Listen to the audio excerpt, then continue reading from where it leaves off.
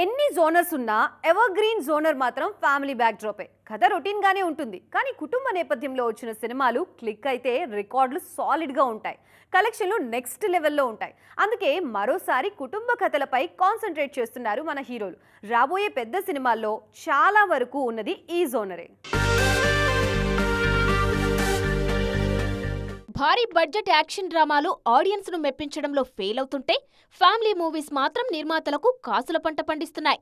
వెంకీ లాంటి top hero నటించిన సంక్రాంతికి వస్తున్నామైనా, అసలు పరిచయమే లేని యంగ్స్టర్స్ చేసిన లిటిల్ హార్ట్స్ అయినా ఫ్యామిలీ ఆడియన్స్ ఆదరించిన సినిమాలు బాక్సాఫీస్ రికార్డులను తిరగరాస్తున్నాయి. కథ తెలిసిందే అయినా ఎమోషన్స్ వర్కౌట్ అయితే రెగ్యులర్ ఫ్యామిలీ డ్రామాలు కూడా బాక్స్ ఆఫీస్ ను షేక్ చేస్తాయని నిరూపించిన సినిమాలు చాలానే ఉన్నాయి. అందుకే స్టార్ హీరోల చూపు దీనిపైనే ఉంది. ఇప్పుడు సంక్రాంతికి వస్తున్నాం తర్వాత అనిల్ రావిపూడి మరోసారి అదే చేస్తున్నారు. చిరుతో కుటుంబం అంతా కూర్చొని చూసే ఫ్యామిలీ ఎంటర్టైనర్ మన శంకర వరప్రసాద్ గారు మూవీని తెరకెక్కిస్తున్నారు.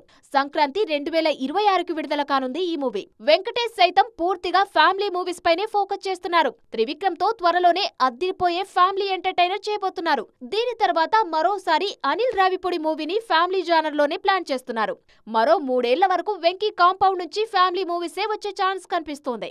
మాస్ కు కేర్ ఆఫ్ అడ్రస్ గా ఉండే రవితేజ కూడా కిషోర్ తిరుమల సినిమాతో ఫ్యామిలీ డ్రామా ట్రై చేస్తున్నారు. సూర్య, వెంకీ అట్లూరి కాంబినేషన్ లో తెరకెక్కుతున్న మూవీ కూడా ఫ్యామిలీ సినిమానే. మాస్ మూవీ కంటే ఫ్యామిలీ డ్రామాలే సేఫ్ అని ఫీల్ అవుతున్న మన హీరోలు కుటుంబం అంతా కూర్చొని చేసే సినిమాలనే ప్లాన్ చేస్తున్నారు.